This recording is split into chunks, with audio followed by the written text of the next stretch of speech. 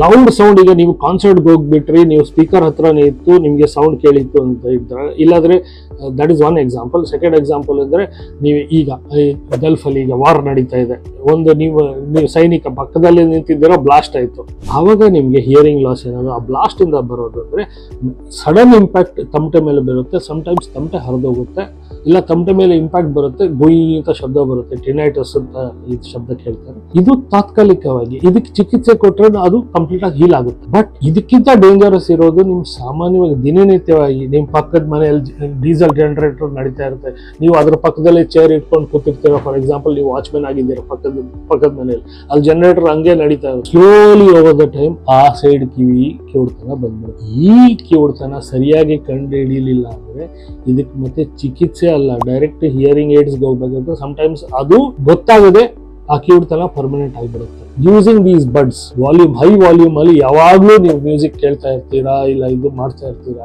ಏನೋ ಅಪರೂಪವಾಗಿ ಹಾಕಿದ್ರಿ ಫೈನ್. ಇಂಥ ಜನರು ಇದು ಜಾಸ್ತಿ ಯೂಸ್ ಮಾಡ್ತಿದ್ರೆ ಇದನ್ನ ಈಸಿ ಐಡೆಂಟಿಫೈ ಮಾಡೋದು ತುಂಬಾ ಈಸಿ. ಅವರಿಗೆ ವ್ಯಾಕ್ಸ್ ಫಾರ್ಮೇಶನ್ ಜಾಸ್ತಿ ಆಗುತ್ತೆ. ಇದು ಏನು ಬಾಡಿದ ವಾರ್ನಿಂಗ್, ನೋಡಪ್ಪ ನಿನ್ ವಾಯ್ಸ್ ತುಂಬಾ ಶಬ್ದ ಜೋರಾಗ್ತಾ ಇದೆ, ಅದಕ್ಕೆ ನಾನೇ ತಡಿತಾ ಇದ್ದೇನೆ ವ್ಯಾಕ್ಸ್ ಫಾರ್ಮ್ ಆಗಿ ಅಂತ ನಿನ್ ದೇಹ ನಿಮ್ಗೆ ಹೇಳ್ತಾ ಇರೋದು. ಅದನ್ನು ನೀವು ಕೇಳದೆ ನೀವು ಮತ್ತೇನು ಯೂಸ್ ಮಾಡಿದ್ರೆ ಫೈನಲಿ ಬಾಡಿ ಕಂಟ್ರೋಲ್ ತಪ್ಪೋಗುತ್ತೆ, ನೀವು ಕ್ಯೂಡರ್ ಆಗ್ತೀರಾ.